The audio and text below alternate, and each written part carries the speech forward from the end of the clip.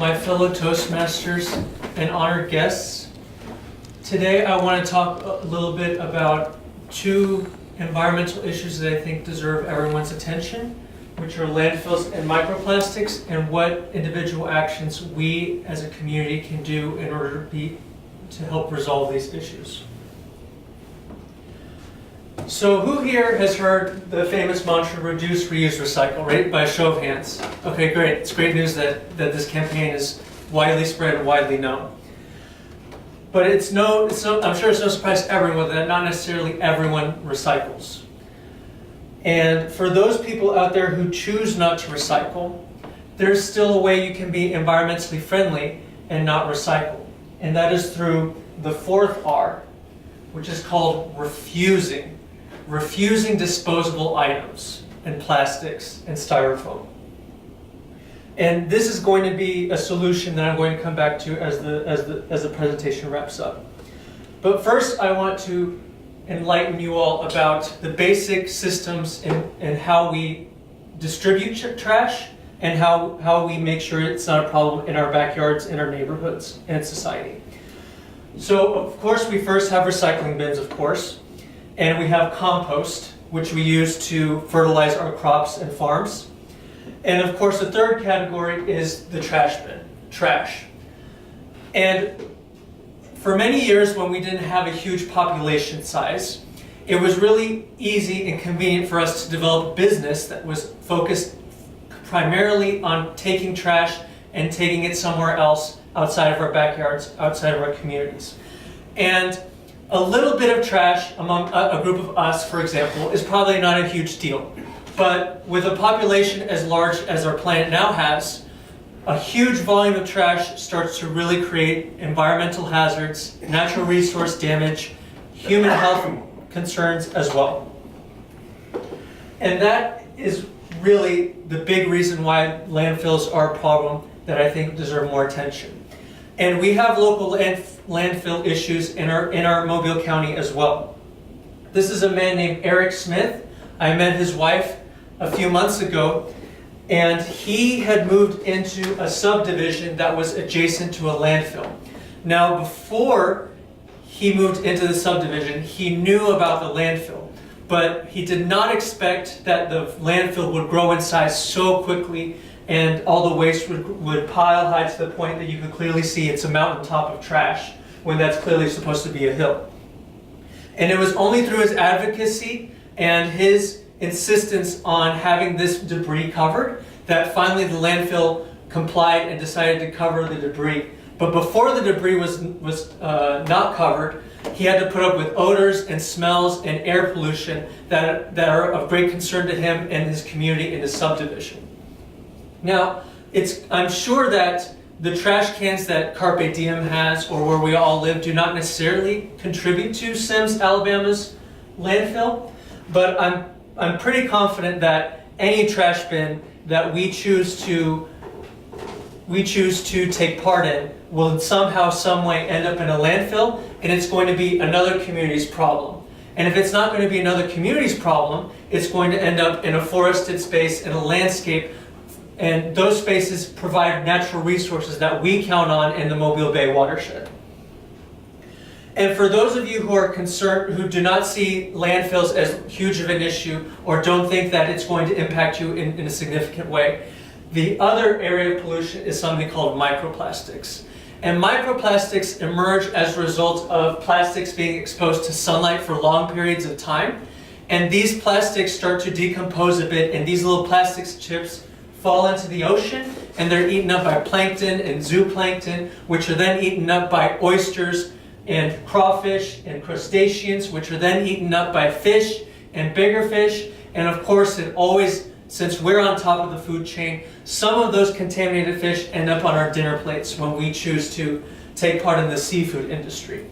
And now there are current research being done by health professionals and physicians looking at what are the potential harmful effects of people being exposed to high levels of microplastics in their gut. In this doom and gloom, I want to take a moment to stop talking about the doom and gloom and now talk about the solutions about what we can do in order to reduce the rate at which these landfills are growing and reduce the rate that microplastics are being generated across the United States.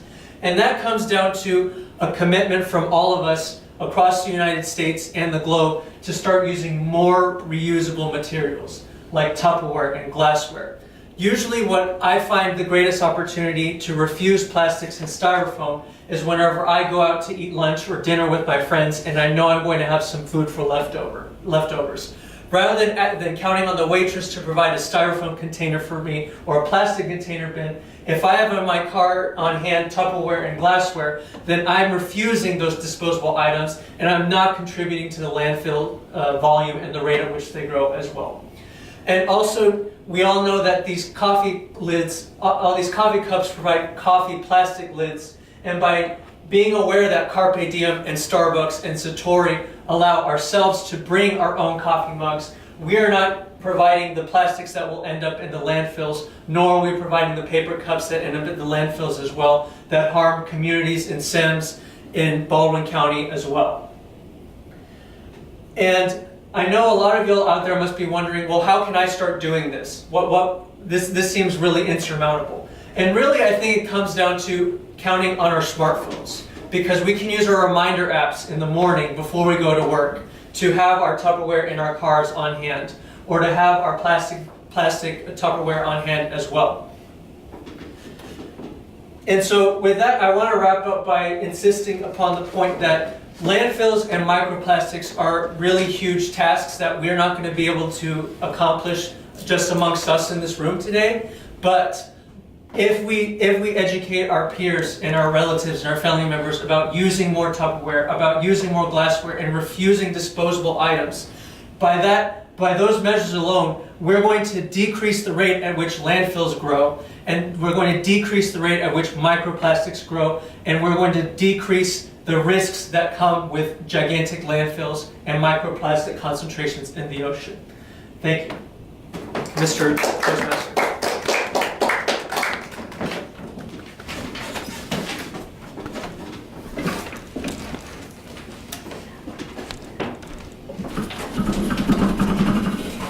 Thanks, Lawrence. Yep.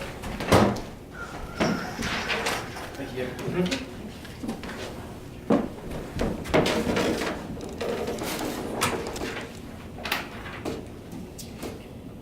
Thank you, Dario, for that great speech. Something that a lot of us probably don't consider on a day-to-day basis on the impact we're making by the decisions on just eating off of paper or plastic plates. So thank you. It's a good reminder, and I need to adapt some of those techniques into my life as well. Thank you. Our next speaker tonight is going to be Maurice Heidelberg. He's in the storytelling manual, and this is speech number 2 from the series Let's Get Personal. His object tonight is to tell an original story based on a personal experience. The title of the speech is Quitting or Formally Resigning from a Job. Let's welcome Maurice. Thank you.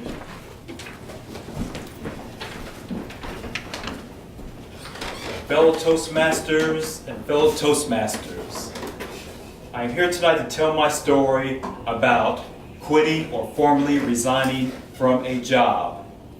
Looking at my work history, besides not re-enlisting in the military, besides jobs that had a time limit on it, I have never formally resigned from a job or turned in a resignation letter until 4 years ago. The job that I had, I was working for a fire protection company, and it had a lot of turnover, especially in my department, and it was a toxic environment.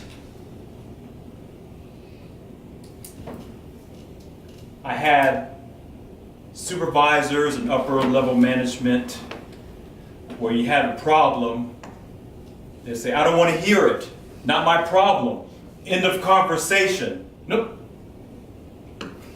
So that was a glimpse on how toxic the environment was.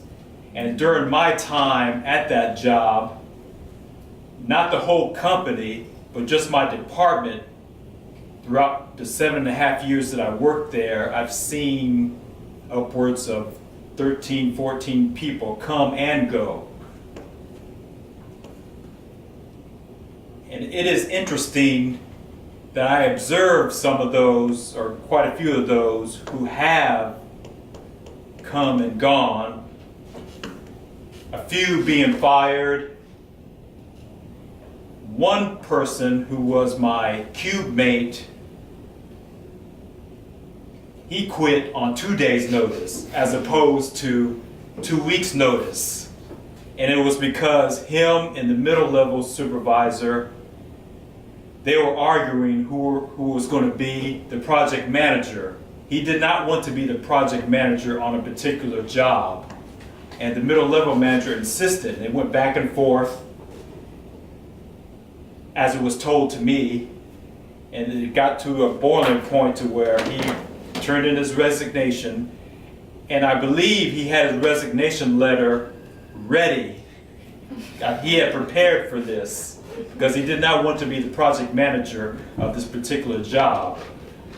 So I saw him leave on 2 days' notice, and then later on, his replacement, who stayed for 7 months, he found a job somewhere else for better pay, and he turned in his 2-week notice, and during his last week, his replacement came in the first part of the week, but his replacement saw the atmosphere at this job, so he left in 2 days before that other person's time ended. So it was a toxic environment, and again, the supervisors and the upper level managers, they didn't really want to hear, I wouldn't just say excuses, they didn't want to hear disagreement or anything. It's my way or the highway. So now, with me, the whole environment was stressful for a lot of people, but I did suffer an episode because of that. And around that time, I decided to quit. And this was around 2012. I quit in 2014, in the middle of 2014. I was looking to quit in the middle of 2013, but I just didn't have the guts or the will to quit. So around the end of 2013, and this is a side note, around Christmas break, one of the other co-workers would have an open house at his house, and I had never gone to one. So in my mind, I was thinking, I'm going to go to this one because I don't think I'm going to be there for the whole year of 2014. So around the end of 2013, I pretty much made up my mind that I was going to quit sometime in 2014.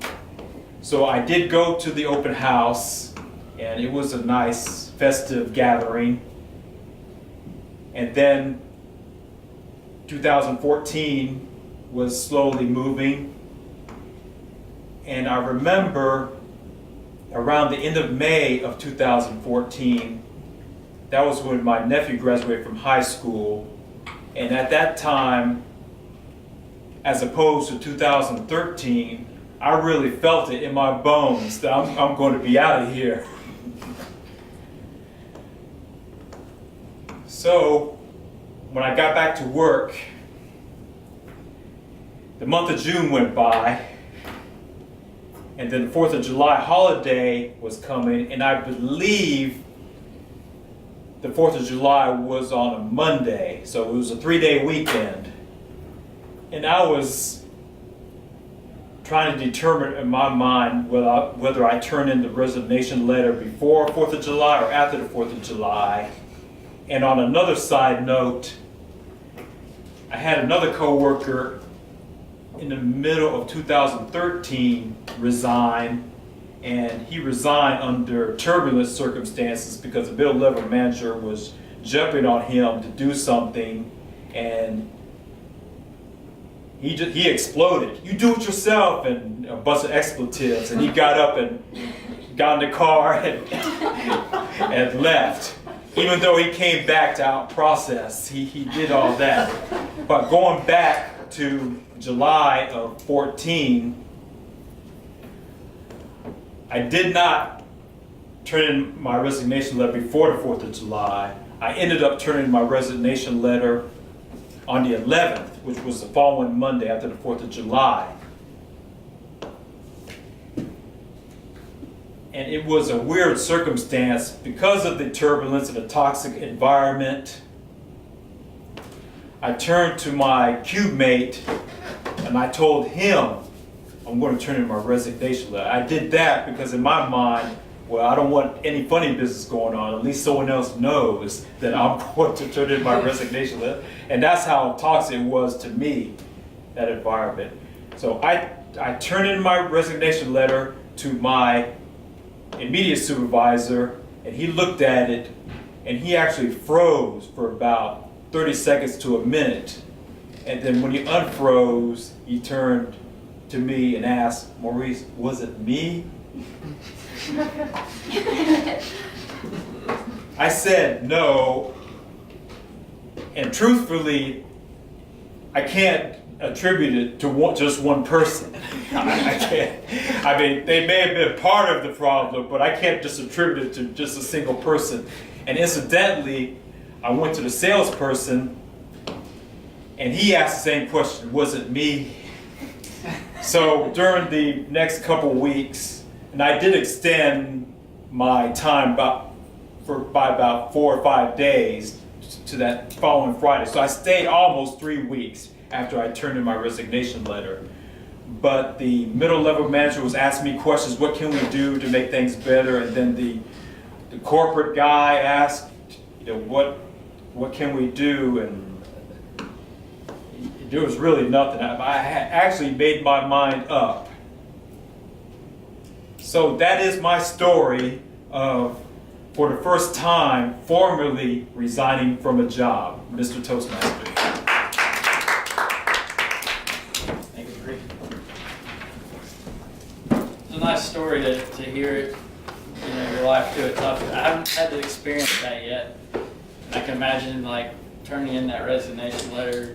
It's a kind of scary thing, and it's a good story to kind of know what it's like from the other side of that. At this point, we're going to move on to table topics, and I'm tonight's table topic master for tonight. And I have a theme. So I just finished a book called Tribe of Mentors, written by Tim Ferriss, and he asks experts in different fields, kind of top of their game in business or sports, a series of questions. So I want to ask one of these questions per table topic to you all tonight. So do I have any? All right, Diego. So the first question, what is the book or books you've given as gifts most, or why? Or what are 1 or 3 books that really have influenced you in your life? Holy cow. Thanks, Cody. Yeah, no problem. My fellow Toastmasters and honored guests, perhaps I should have been more prepared for this question because I listened to his podcast, and he always asks someone at the end of the interview that question. Okay, so the question was, what book would I see myself gifting to someone, or what book has been most impacted my life in recent times? I think the book that I would most frequently gift someone is a book called The Power of Habit by Charles Duhigg. And that book talks about the essence, it breaks down the structure of what a habit is, and any habit is built, habits are neutral. It's if you see this habit taking you to where you want to go, then that's a good habit. But if you see the habit misguiding you or taking you away from an objective, then that is bad. That is a bad habit. And when I read that book, it really taught me how much of that's how simple habits really can make or break someone's success or failure in many ways. And I think because that book has really made me understand more about being an effective worker, about being productive with my time, about not wasting my time, about practicing good time management skills. I think that is a skill that many people, only more and more people should know about. And for that reason, I would most frequently give A Power of Habit by Charles Duhigg. Mr. Cable Topics Master.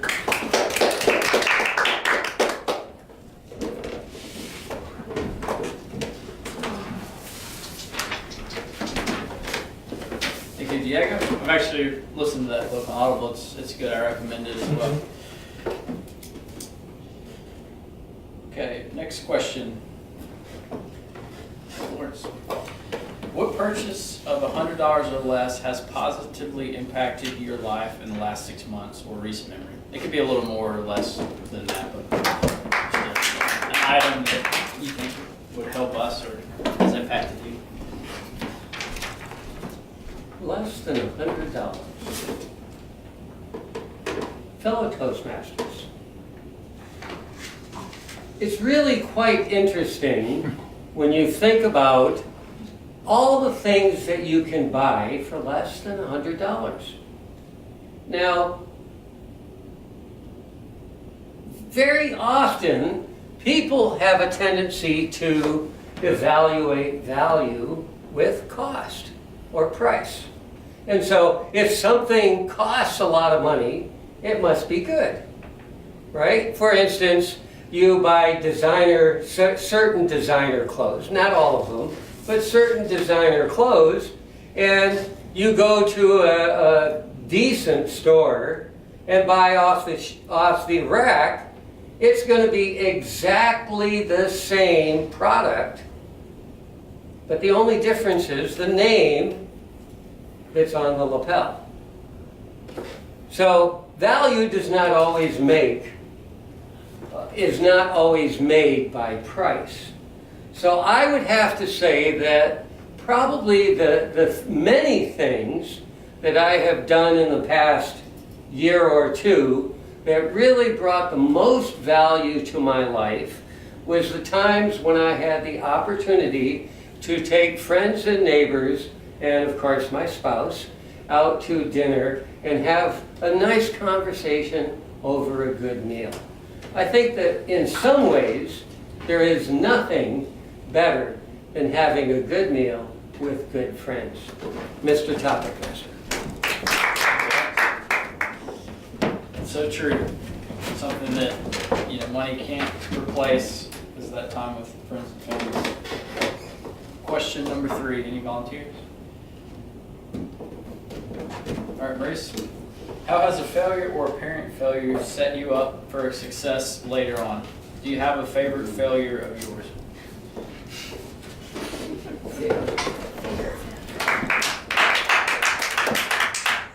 This one's a little hard. Fellow Toastmasters,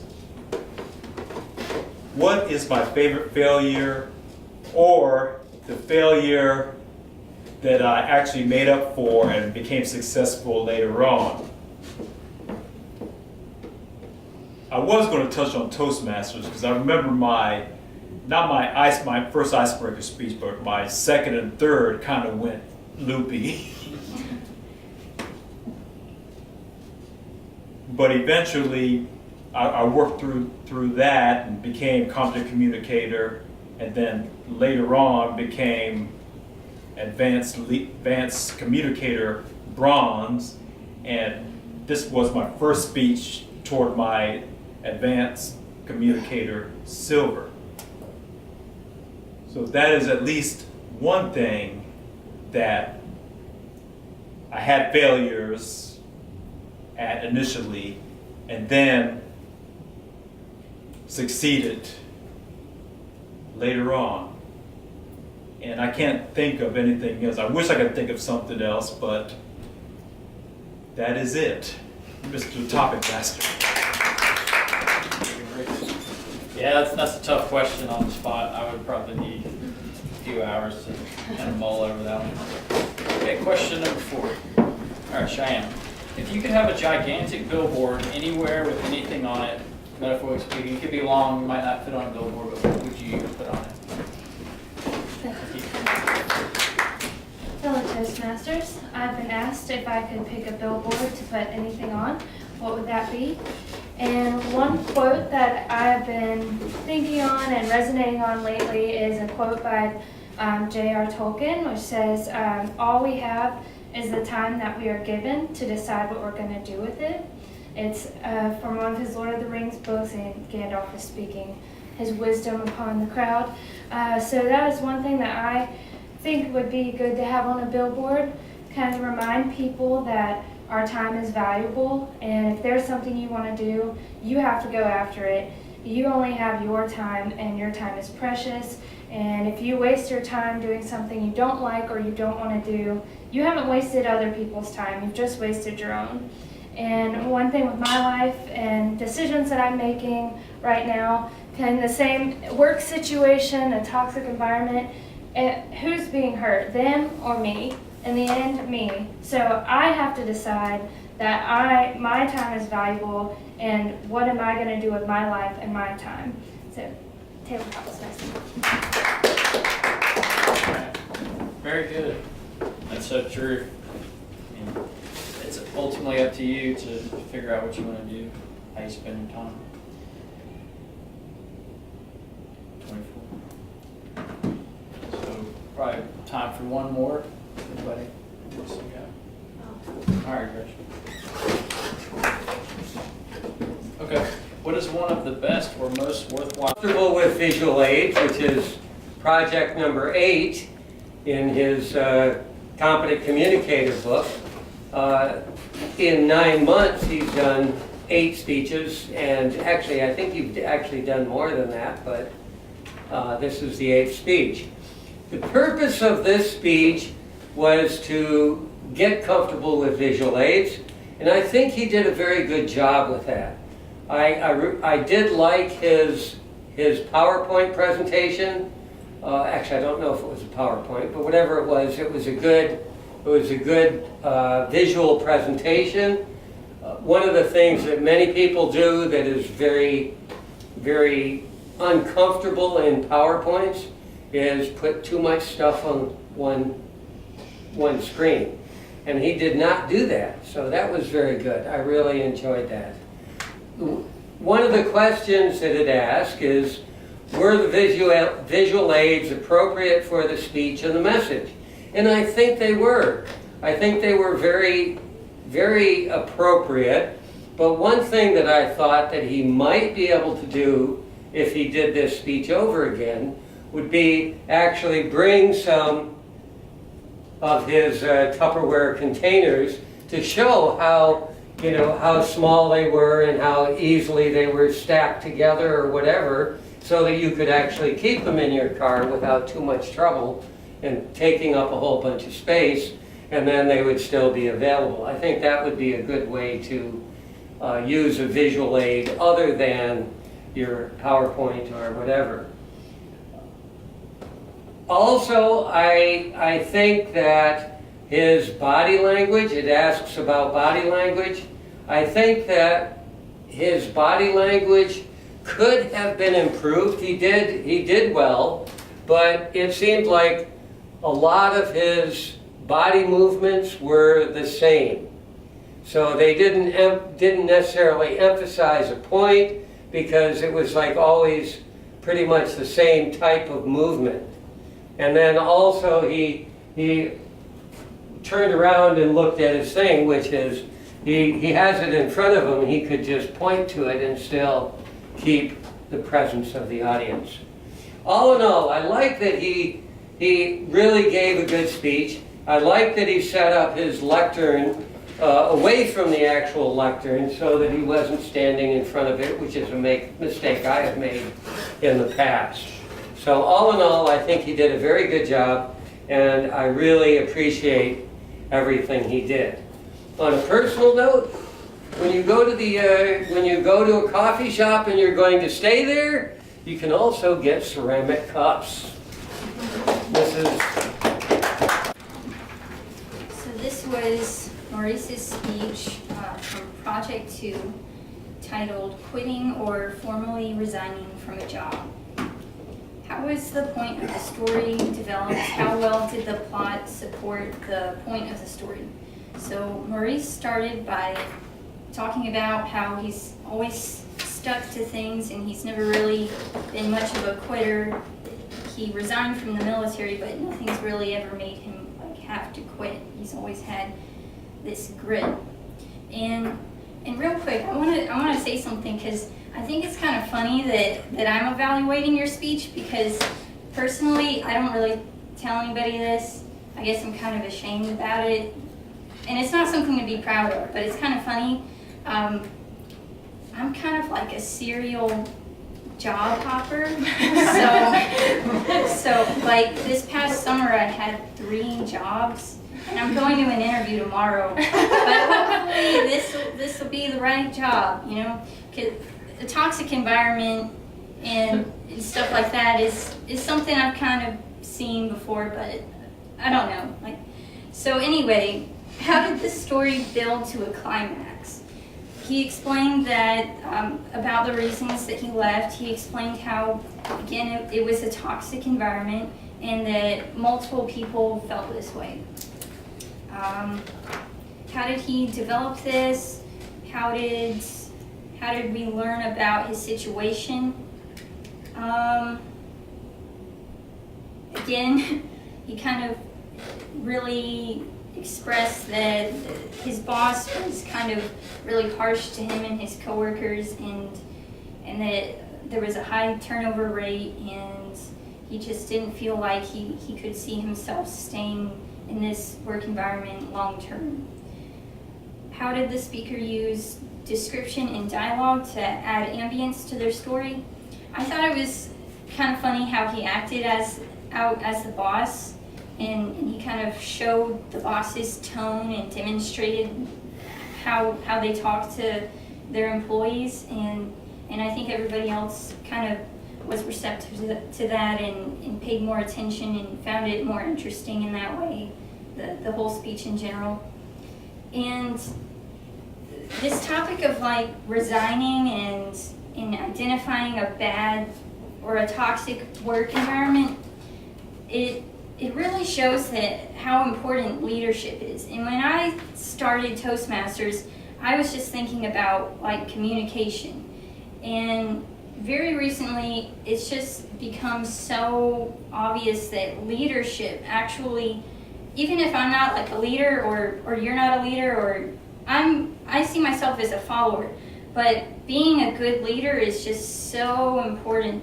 And like managers that are bad at managing or bad at leading, it shows up in such a bigger way, like the sales of the whole company and everything. But anyway, and employees are your biggest asset too. So if you're not being respectful, then you'll just keep losing employees, and your company will probably fail, or your business will fail. All in all, I thought it was really neat, again, to see how you kind of portrayed your boss, and I could definitely picture the environment that you were describing pretty well. And just for general speaking, I would say maybe something you can improve on is like eye contact. But aside from that, I really enjoyed your speech, and it kept me interested the whole way through, and I really soaked up all of it, and I thought it was a good topic. So thanks for sharing that with us, Maurice. Very good evaluation. I have the new Toastmasters magazine, and I found a somewhat interesting article that I will kind of recap for the educational overview, unless someone has something that they wanted to. Okay. Actually, no, I'll take that back. I'm going to go over some of the club incentives for the educational portion. I think that'll be more beneficial. So, for starting a new club charter, doesn't involve us. So the Smedley Award Contest,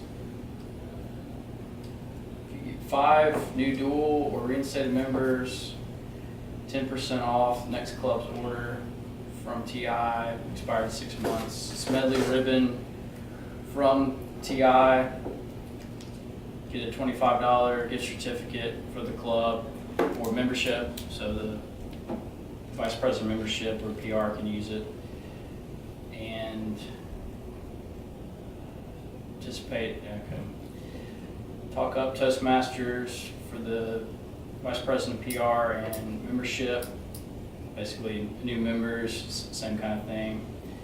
Beat the Clock contest, May 1st through June 30th, 2019. So yeah, it's all new members. So Diego, if you can get us 5 members in a period of these couple months, we get some money for the club.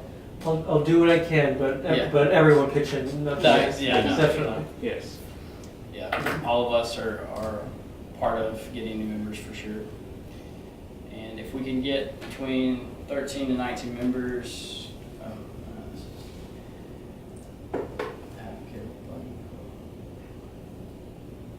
okay, so we would have to obtain a club advocate or buddy club to support and create a club success plan to schedule at least 2 open houses. We can earn a $50 Publix gift card. And for targeting membership renewals, as Maurice was saying, first 5 clubs that submit at least 8 membership renewals before the deadline of September 15th and March 15th will receive $10 gift certificate. And marketing through Toastmasters enhance our awareness throughout the district. Purchase 20,000 to 25,000 clicks of digital advertisements from alabama.com across the state of Alabama. So we've purchased 20,000 clicks for $180. So I guess that's the district 77 as a whole. I'm not really sure on that. So, yeah, that's just a few of the incentives that they have. So basically, if we start to get increase in membership at some point in time, we need to double check and make sure we haven't missed application for one of these incentives. So that is all I have for tonight. If anyone has anything else, no. We'll close tonight's meeting. Just a reminder of those who haven't paid, if you can, if it does bust your budget, just pay through PayPal by Wednesday. So, and then Justin, he can pick up and try to pay Toastmasters by Friday. Okay. And also, great job everyone here for using Easy Speak. Yeah, Easy Speak looked good this week. Let's keep it up. All right.